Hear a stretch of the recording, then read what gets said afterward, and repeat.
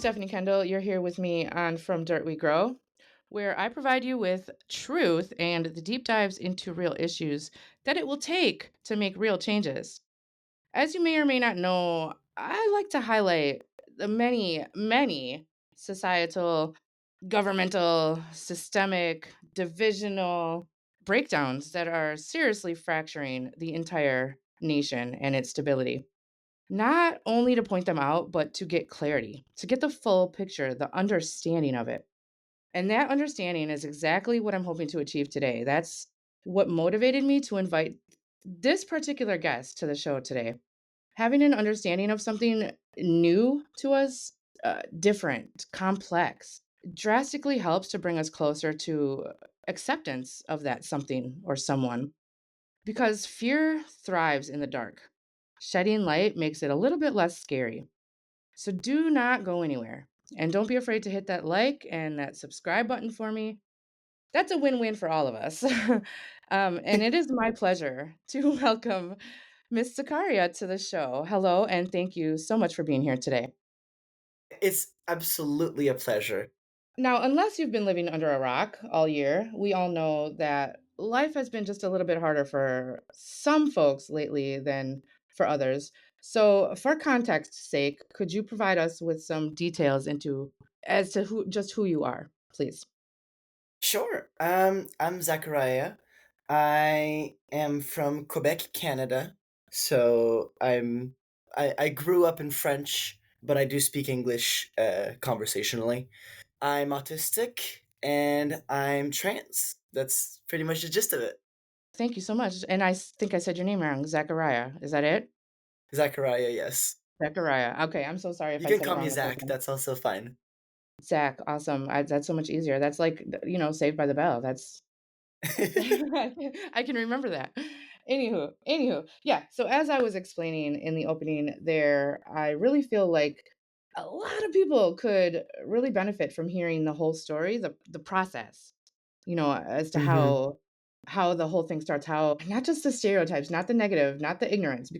Absolutely. I mean, I work in a factory with a lot of very macho men, so I'm kind of used to having to sort of explain in simple terms how it feels to be trans. I'd say it started when I was around 18. I know normally people who are trans will talk about experiences from before, and I definitely had experiences before of, being jealous of women getting to be women and stuff like that, and being like, it sucks that I can't do that. And I didn't quite click that that was me being trans. But it was when I was 18, the start of the pandemic, that I really started to do a lot of introspection, as I assume a lot of us did. Yeah, And that makes sense. I sort of started to thinking about it, and I was dating someone who was non-binary at the time, so that also led me to think about my sexuality and my gender identity and stuff like that. And I sort of decided, you know what, I would kind of like to try this thing. I felt for a while that this is something that could be interesting, and I just want to give it a shot. That I've always been, my family is like very feminist, very open minded, so that was really helpful. So your family kind of accepted it. Your family was okay with what you're doing, with what you did? Honestly, my family was a major part of my process. I feel like it was very much a collaborative thing where all my questions and stuff, I would talk to my sisters and to my mom and to my dad about it, and they were encouraging me to sort of, explore these different avenues. I think that's very helpful. I think that it's very smart of them, honestly. hmm Yes, I am a trans Yeah. woman in the simplest terms. In the more complicated terms, I would say I don't really know what I am. Are you non-binary then? Is that I what that means? I'm sorry. I'm kind of stupid too in okay. the whole I think the best way to visualize it is sort of picture colors. I think that everyone is sort of like one color, and it's that color's gender. Like, I'm imagining that, for example, the color black could be female and the color white could be male. And I think most people, um, they are either, if you were born in a female body, you might feel like the color black, or maybe like a really deep blue or a really dark gray. And it's generally close enough to that feeling that you just feel comfortable being called a woman. And it's the same for men, they would feel, most men who are assigned male at birth feel like either this white color or this light gray or a very bright yellow, stuff like that, that colors that might not, not everyone might have the same gender identity, but it's close enough that it doesn't really matter. I think a So lot of you're kind people of in the imagine, spectrum. yeah, it's kind of like a very big spectrum. And I imagine that a lot of people think non binary is the exact mid gray point, right? They imagine that there's black, there's white, and then there's gray. Yeah, When yeah. in reality, there's all sorts of colors.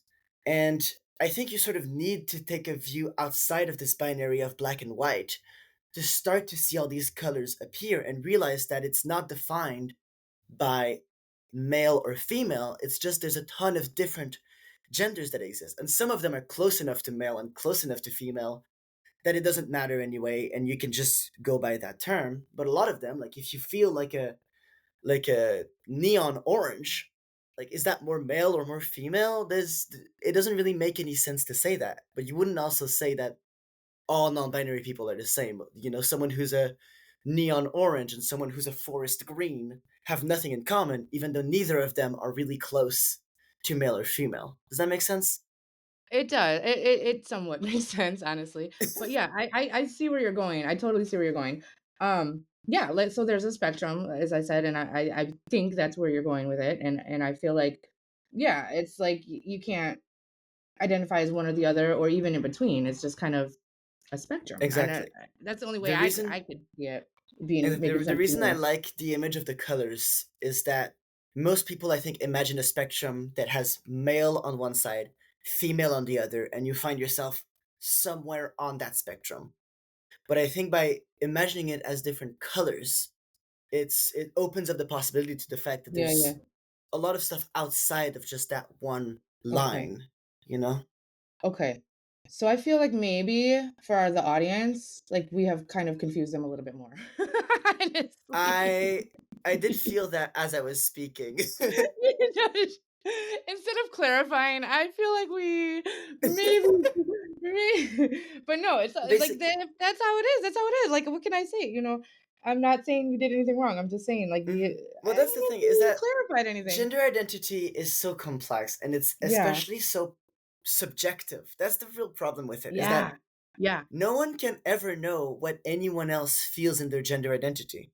Yeah. And as a result, you can, like, for example, I was assigned male at birth, and for Okay. a long time I just assumed that the way I felt was how all men felt. Because how was I supposed to know that it was any different? Were you I'm not in your confused? head. Were you did you feel feminine? Did you feel like what did you feel? Well, that's the thing, is that I didn't necessarily like feel a drive towards playing with dolls, for example. I think a lot of Okay. people imagine that, Yeah. Yeah. Yeah. if you're a trans woman, it means that you liked playing Thank with you for dolls as a child. And I don't think that yeah. that's correct, Okay. because that's more of the social expectations on children. Yeah. Yeah. But Thank you for clarifying that. That's helpful. I if I can bring another metaphor Please. onto the Please do. table, So we can be I more like confused. No, I'm kidding. I like to I like to imagine it's like if you've got a child, like a 6-year-old child, and that child is really interested in hockey, and they really want to be a professional hockey player. Well, that's so Canadian. That's the most Canadian thing I've ever said. But Okay. what they would do is, they would see people being really good at hockey, and they would maybe feel a little bit bad inside them because they're like, "Oh, I wish that could be me, but it's not." You know? Um, And so what they would do is over the years, they would practice. They would spend time and um, effort towards becoming a better hockey player until eventually they are a good hockey player. And I think that it's obviously not exactly the same way, but I think it's similar in, you have a well, little child who was assigned male at birth who sees women and feels that little sting inside. That's like, "Oh, I wish that could be me." that And totally so makes what they do sense. is they put in the effort, they put in the work, they spend a lot of years working on it until eventually they are a woman. And I think that if we can accept the first one, why can't we accept the other, you know? Now, have you been through the transition? You been through any operational transitions? I think a transition is a lifelong goal. I don't think you've ever transitioned fully. I think it's really up to you to decide what you want to do with your body. There's so many also sticks being put in your wheels to stop you from going forward. It's always so complicated. But in terms of the actual steps of my transition, I have legally changed my name and gender, Okay. Which you and can do in I Canada. yes, you can do in Canada. It is a long and difficult process, but it can be done. Okay. And So then transgender, just to clarify, transgender is not necessarily actually going through any kind of medical procedures necessarily. It's no, it doesn't mean that at all. okay. Transgender is just the opposite of cisgender. Cisgender means that the body that you were born in corresponds with sort of your mental map of what your body should be and what your gender is. So if you were assigned female at birth and you feel like a female and you're comfortable with being referred to as a female, then you are cisgender. If that is not the case, then you are transgender. It's not that you become transgender once you've had operations. You are always transgender your entire life. Okay. They're comfortable with the body that they have, and as a result, they're still trans. Oh, their argument is that people can just put on a wig and a dress and say they're women and go into a woman's bathroom type of thing. I think there's a lot of confusion around There's trans people, nuances. and it's also very difficult because of media portrayal of trans people. And it's kind of hard to get a proper angle on it. I think in the question of the bathrooms, I think ultimately segregating by genders is completely unnecessary, in my opinion. Yeah. Yeah. You I don't separate think at home. Like you can use the exactly. bed. And I think like if there's a man who wants to, you know, go into a woman's bathroom and A hear sign on the women door is not pee, gonna stop them. exactly. They're just gonna walk in. Yeah, Like yeah, it's yeah. And the truth is, like, if you put on a dress and you put on a wig to try to go into the women's bathroom, I think those men are gonna realize really quickly that that's not fun. It's the truth is that if you are cisgender, if you are someone who is comfortable in your body that was assigned at birth, you might not realize what gender dysphoria feels like. And so you feel like anyone can just put on a dress and stuff. But anyone who tells you, oh, a man can just put on a dress, tell them, okay, how about you put on a dress for a month? Try to see how you feel about it. And really quickly you'll see that they're not as comfortable with it as they might think, Yeah. you know? Yeah. Mm-hmm. What the argument is, I don't know. Like I said, I don't know how aware you are of the arguments that are going on in and this has been a while since it's been an argument. It came up with on college campuses. And I don't know why they're always targeting younger people. They're always targeting younger people as far as this I goes. think I know why. I think it's simply because if they're targeting younger people, they can claim that it's basically their image of trans people is that trans women are predators and trans men are poor victims. And so by seeing them as young people, it allows them to have those stereotypes better imagined, you know? Well, they're When in also reality, there's all sorts of trans people all yeah. across the age spectrum. Yeah, yeah. It's a spectrum no matter what it is, age, gender, Mhm. yeah, whatever you claim yourself. But also what you align with as far as political and in the, in the US, right now it's left or right. You can't be anywhere in between. Like there's no in between. So on the right, obviously, they're going after the left, saying that we're all like terrorists, basically. And like this is Mhm. not funny. Like this is what it is. And Yeah. to say that it's our fault, that and this is another thing. They're saying that we are conditioning children to be transgender or to be gay or to be to be a part of the LGBTQ plus community basically is what they're saying. Mhm. That we're grooming children to Right. to do That's the this. word they use, huh? That they Yeah. love to use very intense words. The truth Yes. is, for the last 400 years, children have been incredibly, indoctrinated into thinking that they must be heterosexual and they must be cisgender. It's It's never been put as a question in their mind. So what we're doing is we're not forcing children to be trans. We're just informing them that they could be if that's what they feel like. It's not if we go back to the metaphor of the hockey players, it's like if we had a class where we were like, "Hey, by the way, if you want to be a hockey player, you can, and here's all the ways that you can do it. Here's the path that you should take if you want to be a professional hockey player." That's not grooming children into being hockey players. It's just if a child has an interest, you're informing them of how to do it Yes. properly. Yes. Thank you for explaining that correctly. Better, not correctly, because of course you're correct. But yes, that's Yeah, also the use of the term grooming is very intentional because exactly. what I've noticed is that what the right love to do is to use the same word to mean two things. So they'll start by saying that we're grooming children in the sense of grooming meaning like indoctrination, meaning trying to turn them into something, which we're definitely not doing. That's not a thing that's happening. But if you imagine that that's already the case, and then they can start calling trans people groomers, and they can start taking that in its other definition of pedophile. And so all they're doing is using the same term, using it in two different definitions, both of which are really stretching as much as possible, doing all the work they can, so that they can call trans people pedophiles. That is why they're using the term groomer, you know? Mm, And it's because the same reason that they use the term communist often to describe leftist things, because there's two definitions of communism. There's the communism in the sense of entirely theoretically helping each other out, community over capital. And then there's the communism that we have seen that, countries like the USSR who have claimed to be communists, that were very authoritarian regimes. And then they claim those two to be equivalent. So if you've got anything that helps people, you can claim that to be communist.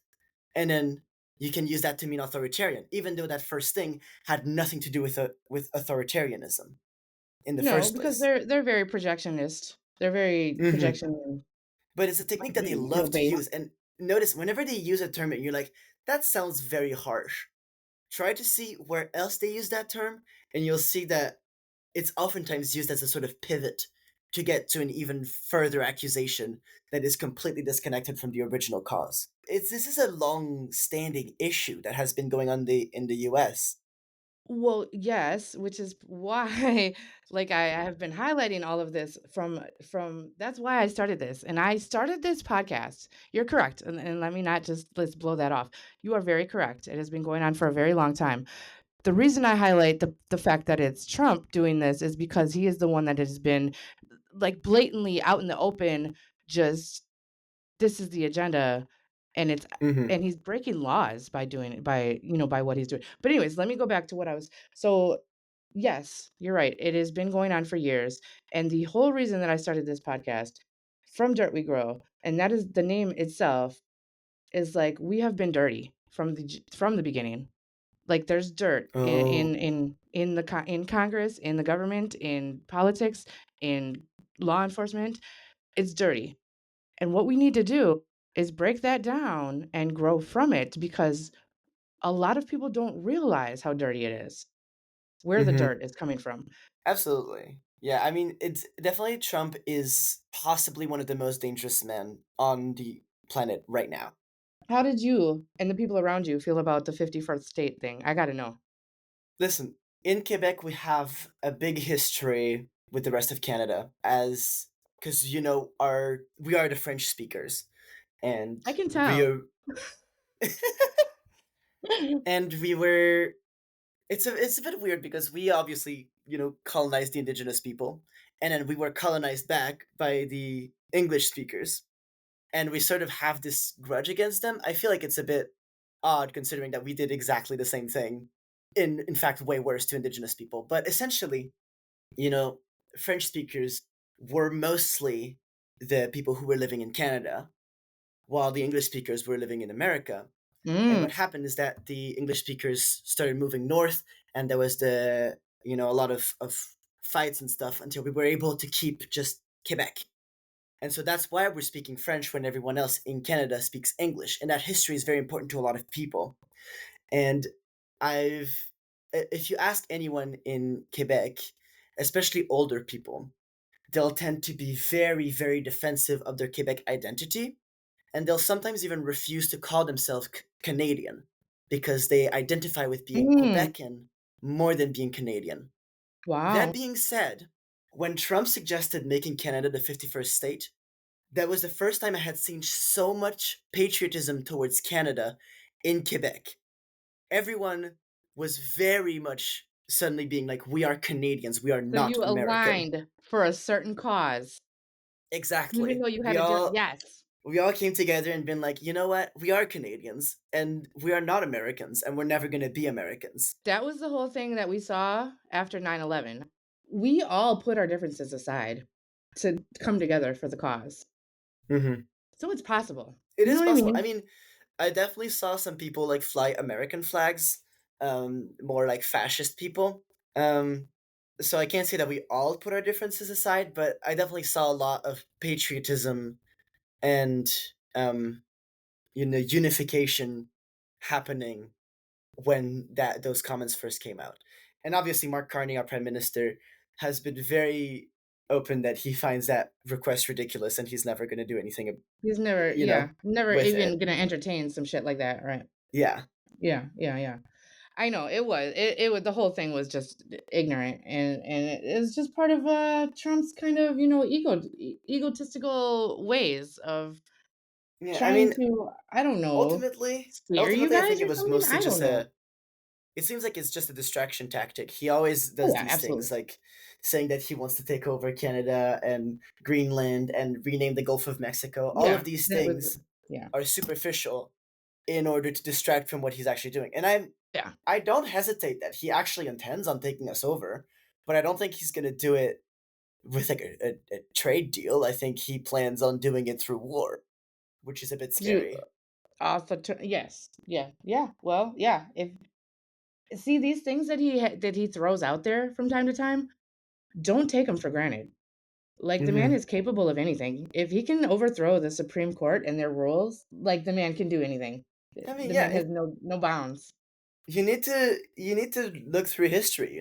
I mean, obviously, it's the situation is different from World War II, and we as we say, like history doesn't repeat itself, but it does rhyme. Oh, it sure does. So you need to like keep an eye on this, and that's why it's so important also to like be able to learn about history and stuff and learn proper history, because Well, that's why he's erasing it. exactly, and He's changing it. Hitler did the same thing, and Exactly. it's important to keep in mind that like they love to claim that calling them Nazis is diminishing what the Nazis did. I think that realistically it's important to be able the reason that we learn about this history of Nazis is that we need to be able to call it out when it happens again, and it is happening again, Yeah. and that's why it's Yeah. important to call it out again. And that's why it's important for him to downplay it and say that Hmm. it's not happening. I So, mean, okay, he's let's literally go actively deporting immigrants into death camps. and without due process. Without due process. Yeah, that's the thing is that it's so many levels of evil Oh, yes. that Yes. like even when you strip back all the things, like even if he did due process, even if ICE was polite about it, you're still sending people to death camps. It is still the bottom of the barrel of evil, but he's You're right. somehow digging even deeper. You're right. You're right. Even if you did go through the process, even if it wasn't, you're right. You're right. You're absolutely Because correct. being an illegal immigrant is just a paperwork issue. It's not That's what even like I'm it's not a saying. felony. It's a stupid civil offense. It's not a criminal offense to be illegal. Ah, you're right. I get it. I get passionate about this. I'm so sorry. I didn't mean to yell at Yeah, you. me too. So wait a minute. Let's go back to you. Yes, sorry. No, no, I completely appreciate your view on these things. Do you feel seen for who you are? Let me ask you that. Yeah, I mean, as I said, I work in a factory with a lot of macho men, and a lot of them now know that I am trans, that I'm transitioning. And And how do they feel? These macho honestly, men. they've taken it better than I expected. Yeah? It's sort of an odd situation because I know that a lot of them voted for the Conservative Party, which is sort of our equivalent of your Republican Party. The Conservative Really? Party. Yeah, basically, if we were to do an equivalence, the Conservative Party is your Republican Party, and our Liberal Party is your Democratic Party. I think it's probably how the equivalence would go, but we have more parties than that. Luckily, thanks to our, we have a more representative voting system, so we can vote in different parties. But generally, the government will alternate between liberal and conservative, and the conservatives will sort of have this very Reagan-ish perspective. But Polyev specifically, who is the current leader of the Conservative Party, has had very Trump like mannerisms. Not as bad, but very similar in ways. You So said I don't recently, think like how recently? recently, as in of the last federal election. Hmm. Do you think that has any kind of connection?